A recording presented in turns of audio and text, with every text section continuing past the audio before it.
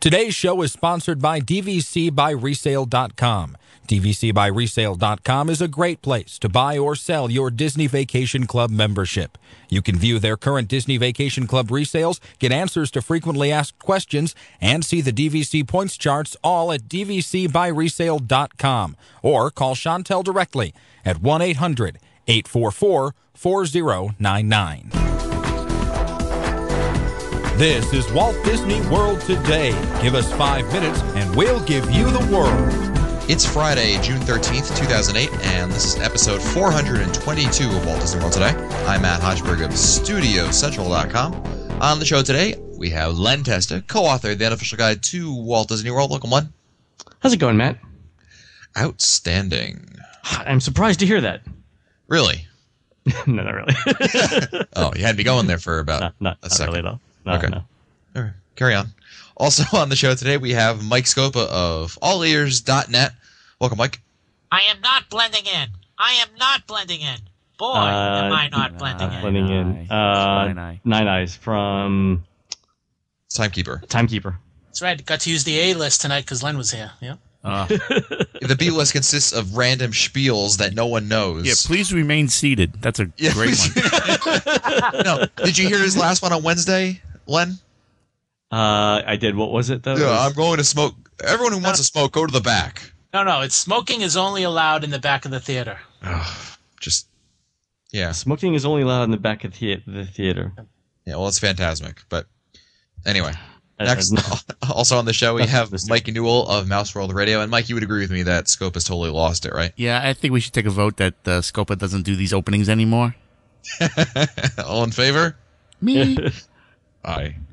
On today's show, we're talking about the thought process that goes into choosing your resort when you go on your Walt Disney World vacation. Now, we're not talking about picking a resort like, oh, you should definitely stay at the Beach Club Resort. Rather, we're talking about what you should think about when you're choosing a resort, the kind of the thought process. Because, you know, for a lot of people, when you're choosing the resort, it's a big decision based on a lot of different criteria, and we're going to talk about that criteria that you're choosing from. So, Len, let's start out with telling our listeners, what do you think when you're deciding you want to go to Walt Disney World and you're looking at your resorts, what's the first aspect of choosing your resort that really comes to mind? It's got to be budget. So money is going to be the thing that drives your the first part of your decision. I'm almost positive. Yeah, that's a good point. If you can't if you're going to be spending less than $100 a night, if your budget is less than $100 a night, that either means a value resort with some sort of discount, or you're staying offsite. You're right. Somewhere in the $150 to $200 range, maybe a little bit less, maybe $125 to $175 is a moderate resort, and then $200 and up, broadly speaking, is a deluxe resort. Now, I'm going to take that one step further, Len. I'm going to say the way I don't know about you guys, but when I'm picking a resort, I go backwards almost, it seems. I have a figure in my head of how much money I'm looking to spend on my trip to Walt Disney World. And then I start figuring out, okay, well, is this based on that number? I start figuring out, well, I'm going to need, money for, other things like dining, like maybe souvenirs. And then that kind of feeds back into, okay, what do I have left to really spend, in fact? Now, this isn't a hard number. It's not like I come up with $820. But I'll have an idea of what I'm looking to spend. And then I kind of work my way backwards and pick the resort that way. Because if I'm saying, okay, I'm going to probably spend, one number, I might come back and say, hey, I've got a lot more money to spend on the resorts than I probably think I can, so let me go for maybe a moderate resort as opposed to a value resort. And then there's sometimes where I know I'm going to try to splurge a little bit, so you know what that's how I think about it. What say you? Well, the first thing I would do is make sure I understand what my traveling party is going to be, how many people, and that sort of may eliminate some of the options for me. If I have a large family, I'm looking at, possibility of either booking 2 rooms at a value, or maybe going with 1 room in a deluxe where I could sleep an extra couple of people, or maybe even something beyond that. Yeah. I think that money is definitely, the budget, as Len said, is definitely a prime factor here. And I think that it depends upon when you're going, obviously. I mean, there's a whole bunch of factors that come into it, but I think that is the initial factor. And the other thing, Matt, is that I think that a lot of people sometimes look at the money issue and say, okay, I may not only have to decide where I'm going to stay based on my budget, but how many nights. And I think that for some people, they weigh the options there. That is, do I go with a lower priced room? Do I go with a value and stay 7 to 10 days? Or do I go with a moderate and just stay 5 days? So I think that comes into the decision-making process too. Well, it's funny you bring that up, Mike, because I'm thinking one of the things that I was thinking about was that, a lot of people often, I think it's very easy to make the decision about a deluxe resort because deluxe resorts are priced so much further out. Yeah, that if you have that kind of money, right? Right. So that one's easy. I mean, if you know you got the money, probably it's there. It's one of those kinds of things where, like, the people who don't ask how much it costs are the people that can't afford it. Right. You know what I mean? Exactly. It's just like Len's a fancy man. But I'm thinking, going back again, a lot of people, for between value and moderate, a lot of people might say, well, okay, obviously the lowest common denominator is going to be the value resort. We can all afford a value resort. But it's that decision when you're trying to figure out, should I stay at that value or do I want to bump myself up to a moderate? I mean, that's kind of that is part of the decision process that feeds a lot of it is into price, I believe. I think more than anything, sure, amenities, blah, blah, blah, blah, blah, that might make it easier for you to swallow the pill, but the pill is the money pill in this case. You know what I mean? It's like, money was the first thing that was brought up for a good reason, I believe. So we figured out the money is a big decision. Now, factoring into that, money's a big decision, but there's other things as well. Location, I think, is the next thing that comes to mind, Len. What do you think about when you're thinking about location? So the next thing that came to mind when my wife and I were first bringing Hannah, our daughter, when she was 4.5, was how can we make a quick exit from any theme park to get back to our hotel for a nap? Because Hannah was one of those kids where when she was done with something, when she wanted to take a nap, she wanted to take a nap right now. There was no graceful degradation of mood. It was like flipping a switch. So we knew that, from the time that we started thinking that she might need a nap to the time where she actually needed a nap was no more than 30 minutes. And that really drove us to select a Magic Kingdom resort. Because again, she was small. We were going to spend 2 of our 4 days or 5 days or whatever at the Magic Kingdom. Right. And then Epcot is a monorail right away. And I like Epcot a lot. So we're going to spend at least another day and a half there. So the Magic Kingdom resorts were key to that. So then it was so our first day we actually stayed at the Grand Floridian because it's the last stop before the Magic Kingdom, and you can always take a boat over if you needed to. Yep. On the morrow. So we did that, and that was that worked out very well actually. So for you, Len, obviously location was important based on your daughter. Now I'm going to go, I think, to the Well, other. it was based on transportation time, but good, yeah. Yeah, right. To make your daughter right. Okay, got it. Now, Mike Newell, I think for you, if you're looking at your trips, I don't think transportation is as big of an issue for you, right? No, because it's usually just either myself or me and my wife only. Right. And so for you, a reason I'm choosing you, Mike, is I know your history here. You don't mind staying at a resort that's a little further away, and for you, it's other categories are more important than you than, say, transportation, right? Yeah, transportation is really the least important to me because I normally just get a rental car anyway. So I could stay off property and be just as happy, I'm not within reason because of traffic and other issues. Obviously, it's easier to stay on property. But, if I had to, like when we stayed on iDrive a couple times, I have no problem staying there. Right. That's cool. Now, the value resorts have an advantage. I mean, the value resorts have the advantage of being obviously the least expensive. The drawback is that the value resorts tend to be kind of further away from the parks. All-Star is fairly far away. Pop is close to the studios, but the other parks are pretty much a hike from there, relatively speaking. Right. And so again, for someone who might be considering, trying to figure out what class they want to stay, money was one factor, and they're trying to figure out maybe I want to bump up to the moderate. Location might be an important factor for that person because you want to say, maybe I want to move to a moderate resort, which is usually there's a lot that are closer to Epcot, and those resorts are more centrally located, so they're close to the studios, they're closer to Epcot. Mm-hmm. They're going to be closer to the Magic Kingdom by default than say the All-Star or Pop Century. So I think once you get away from the deluxe resorts, yes, it's the difference in transportation times between the moderates and the values doesn't seem like it's that big to me. Okay, fair enough. I mean that maybe I could be wrong. Right. No, I understand what you're saying. So going forward now, Scopa, what's something else, when you're considering, you're weighing all the options, we've weighed the money option, we've weighed the location option.